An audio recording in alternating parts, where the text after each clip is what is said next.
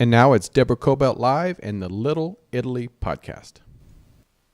Hi, everybody. Thank you so much for joining us today on Deborah Cobelt Live. And please welcome my guest, Mike Crispi. Mike is the president of the Italian American Civil Rights League.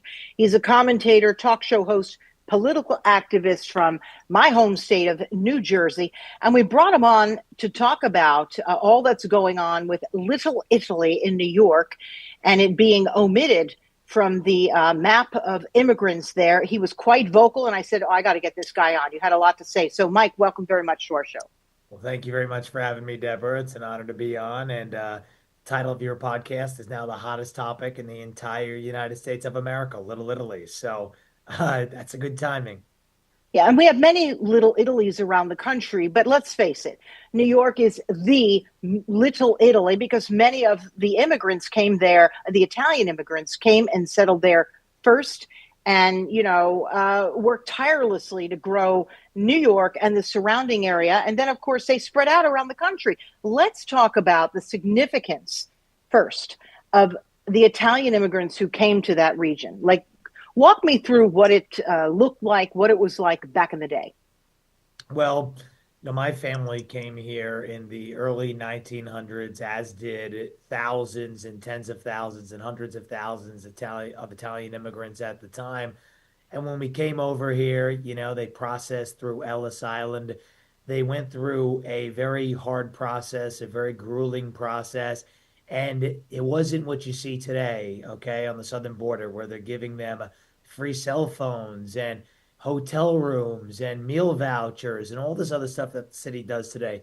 They literally had nothing. They came into the country under the worst conditions possible, but they heard about a better life in America, and they heard about the opportunity that America could provide if you made it in America. So that's that term, made it in America. So there was none of this come to the country, this entitlement, this handouts, this reparations, this we're going to vote for a communist mayor who's just going to give us everything, and healthcare is a human right, so we should get all of this stuff, and then we should get, universal basic income, and then we should get EBT food stamps.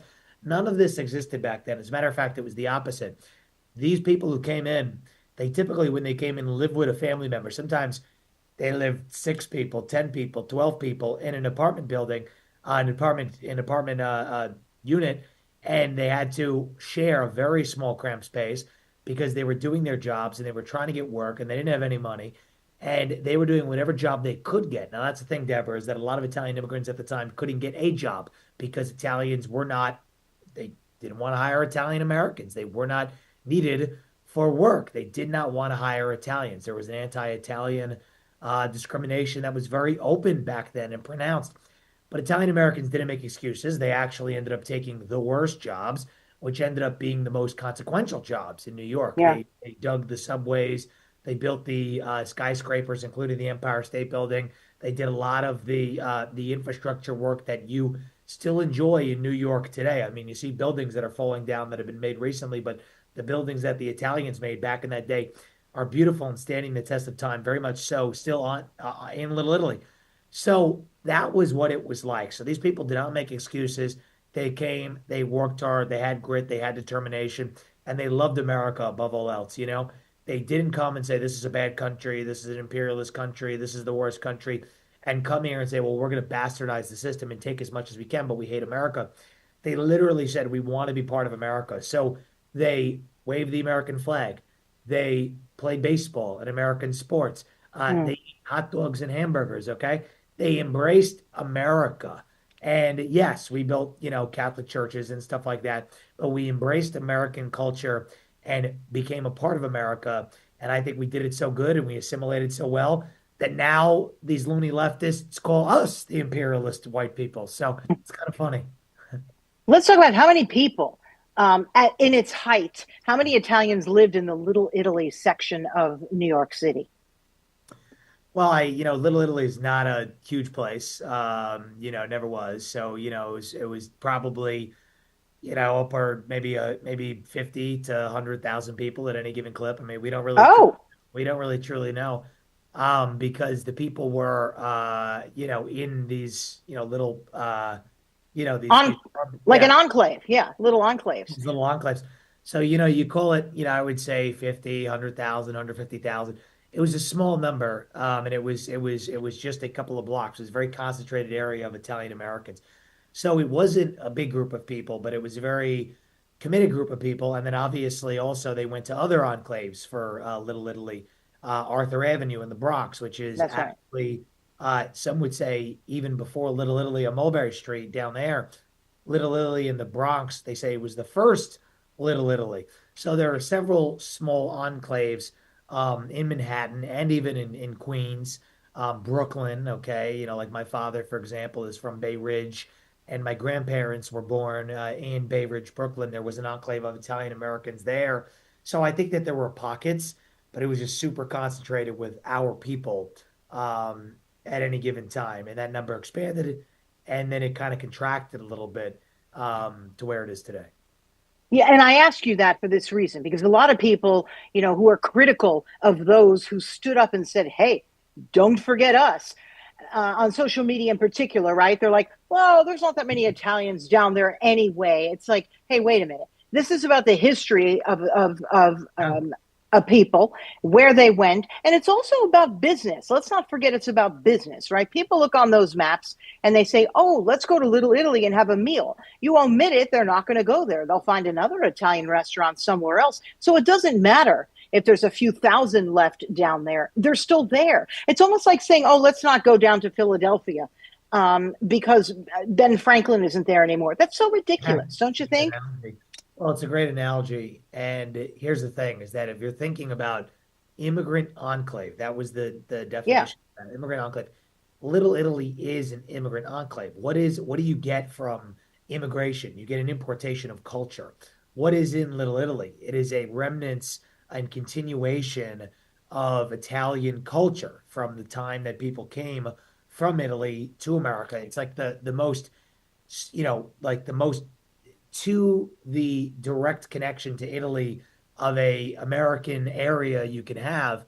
So if somebody wants an experience of Italians and Italian Americans and they're in New York and you want an immigrant enclave, well then that's Little Italy because the restaurants and the entertainment and the museums and the services, it all has an Italian feel and it's all passed down from Italians who started it again. Like, people are saying online, they're saying, oh, well, people from Italy don't live there anymore.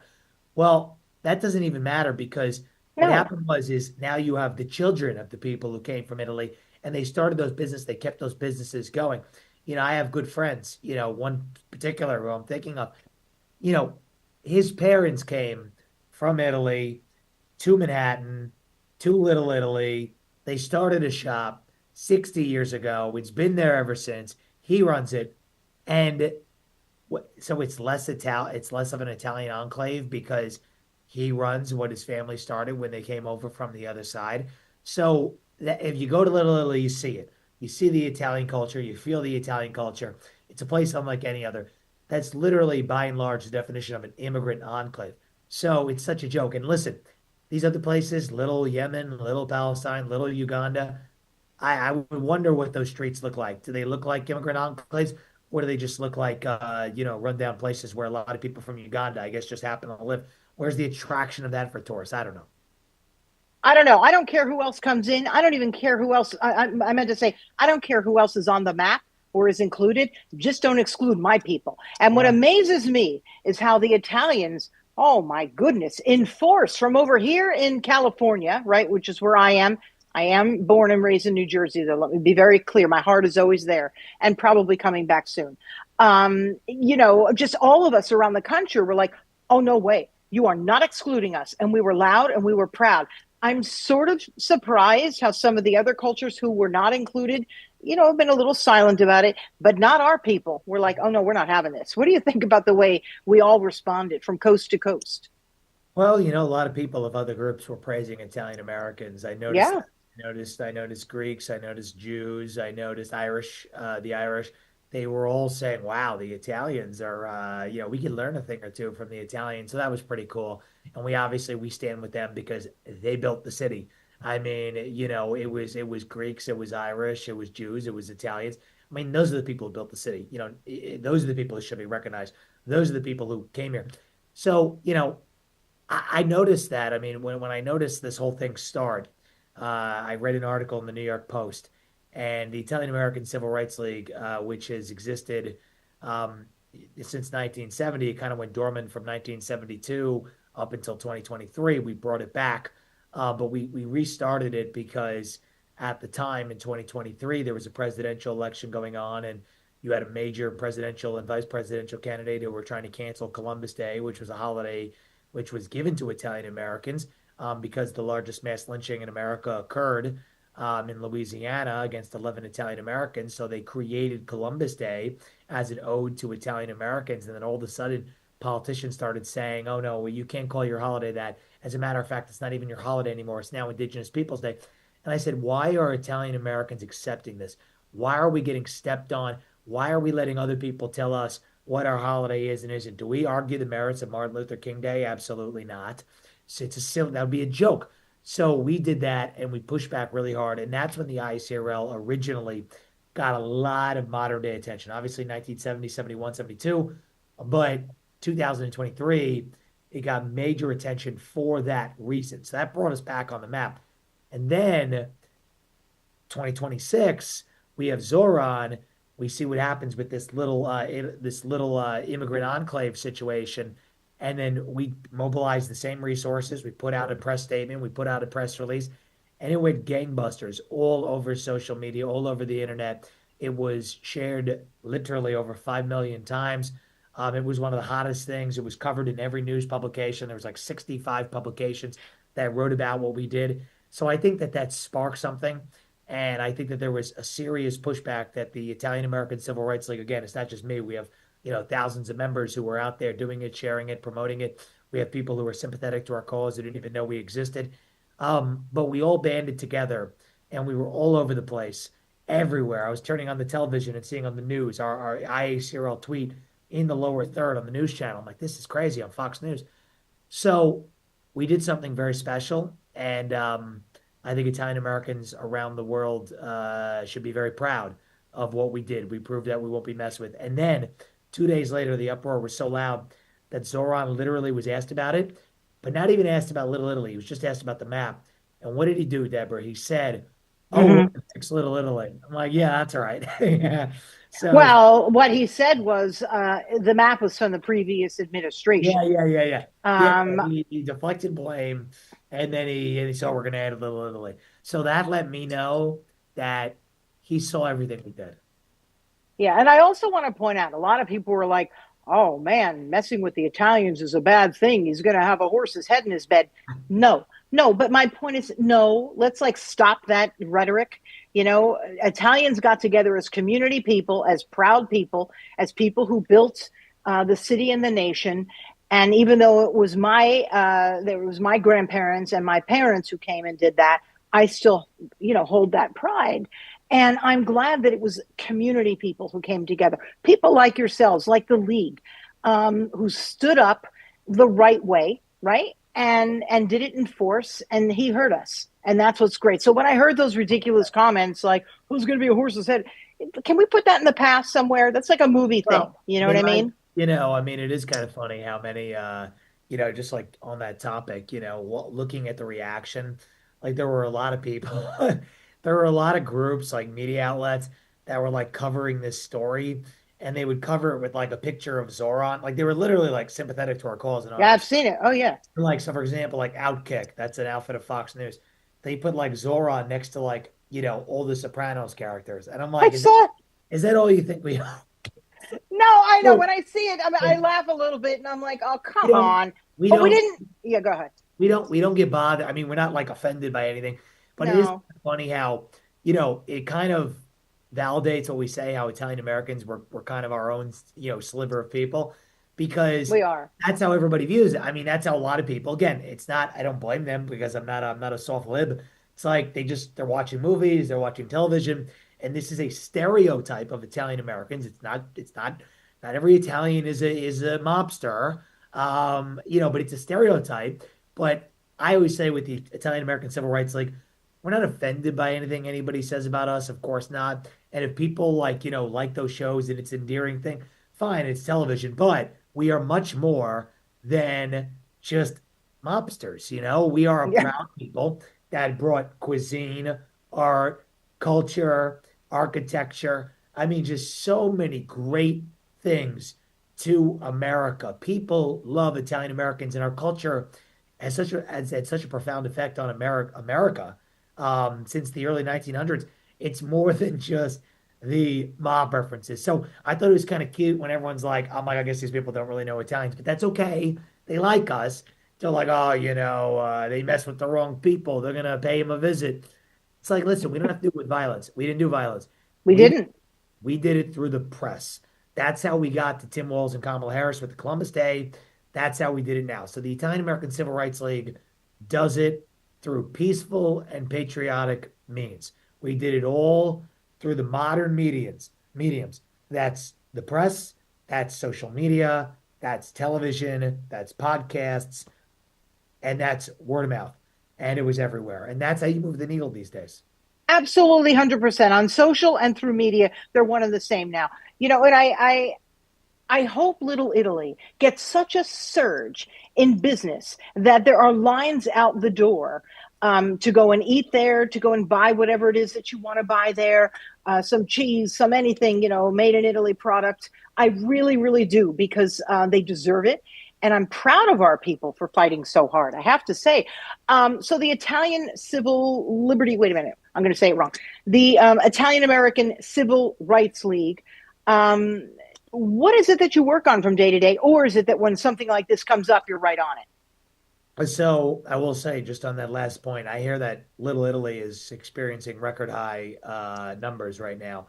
So Good. I got a good friend, Baby John DeLutro. He's been there for over 60 years. Cafe Palermo is his shop, Oh, best cannoli on the planet. And so he told me that the lines have been out the door and that people from all different cultures, he literally says, from every different color, stripe, code, creed, everybody's coming up. And he actually got interviewed down there when this first started, so he was all over the internet. So people were coming up to him saying, "Oh, we love Italians. Italians have set a great example." So it's been really good. The response has been great, and we're going to keep that up. And the Italian American Civil Rights League is going to have a celebration on Mulberry Street in Little Italy to be announced probably within the next day or two. oh, let me know.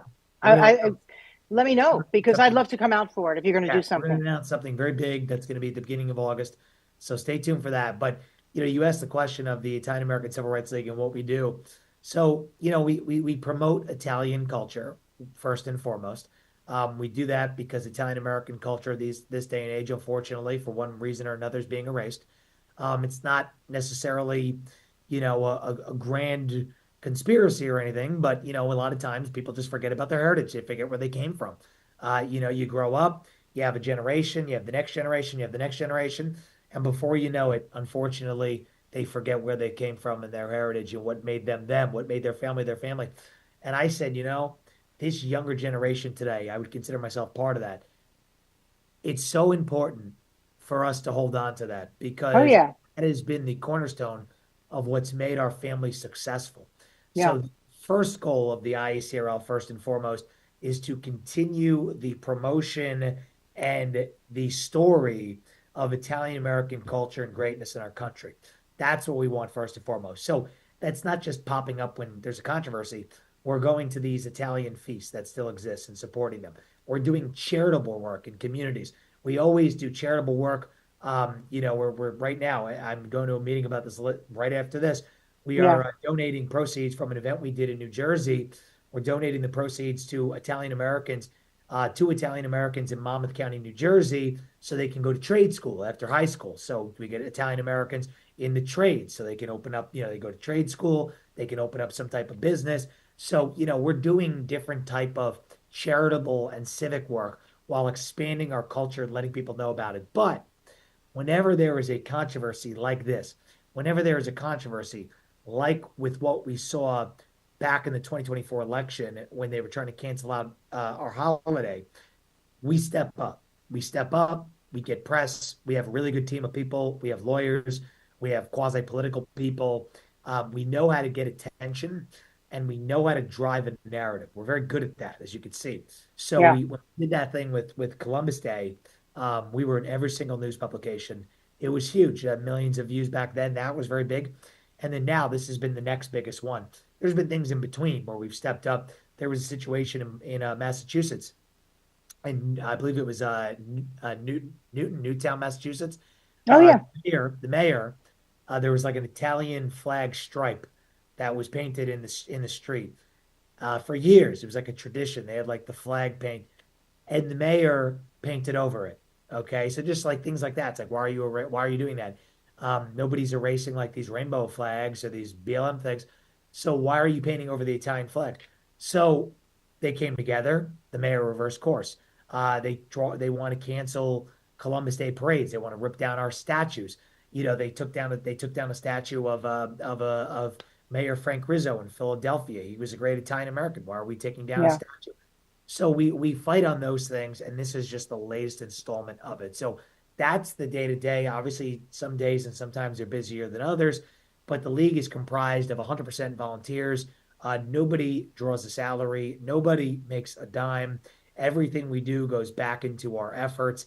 And that's the beauty of what we've formed, is that we have a board of directors and members that are not asking for anything, that don't take any money from it, that don't take a salary, that don't even take reimbursements. We collect and we distribute. And I think that's the right way to do a nonprofit, and that's how we'll always run it. This really stirred up the pride of a lot of young people. And by that, I'm talking about in high school and in colleges. They're like, oh, no, no, not my people.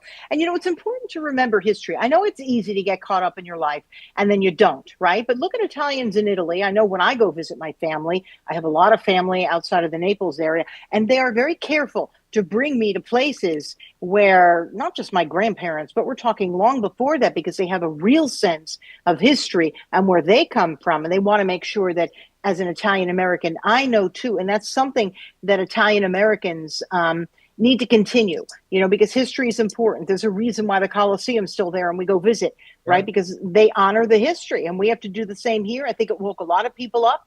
I'm proud of our people. I really, really am. Finally, before I let you go, because I know that you got some work coming up, Little Italy will be back on the map. May I ask when? When will that happen? I say yesterday. Like, where's the map? Is it going to be a digital map as well that I can pull up on my phone? Is it going to be one that they hand out, at the airport? I mean, when is it going to be back? Well, I'm waiting to see that. It's a great question. So we're gonna stay vigilant on that and find out when that is. I'm gonna be down there tomorrow.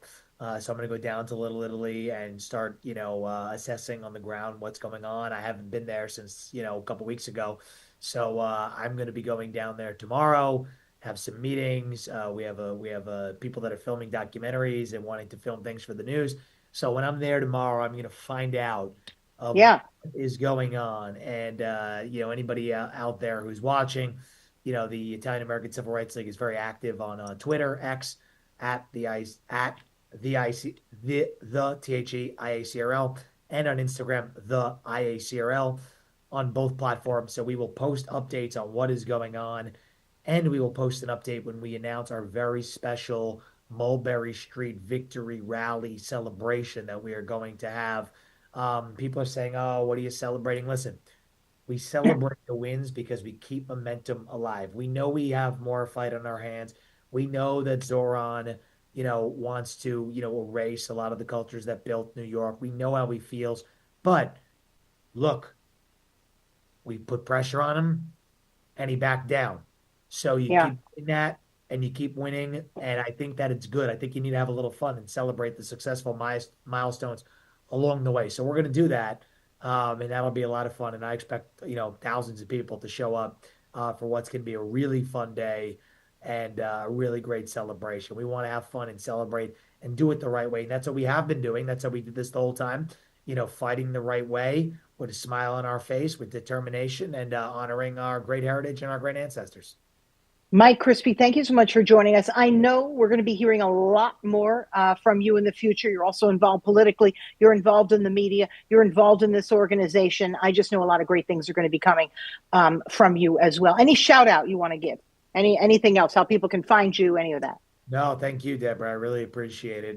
Just follow the Italian American Civil Rights League. I'm on Twitter also at Mike Crispi on X and Mike Crispi NJ on Instagram. And I just am very appreciative that you reached out. And when I Yeah. saw the podcast and saw the body of work that you're doing, I always want to support, programs like this, that are real, that are hitting to the heart of the matter on these things. And you're doing that. So you're a great Italian American too. So I greatly appreciate you having me and giving me the platform and the opportunity to speak about it. Absolutely. My pleasure, my honor. Anyway, everybody, thank you for joining us on our Little Italy podcast and Deborah Cobelt live. And please tell your friends about it. This is out on YouTube. We're going to put it on Facebook. We're going to cut little promos, put that on Instagram. We're going to kind of put it everywhere so that people know we are loud and we are proud about what's happening. We're going to continue this. And I'm especially proud of the way our people have handled this, quite respectfully, and the right way to do it. We were heard. It's coming back. Now the question is when. So you'll let me know about that so I can report on that as well. Everybody, thank you again for joining us. My name is Deborah Zara Cobelt. There's that Italian name, Zara. And we're happy to have you here. And we'll see you next time. Bye-bye.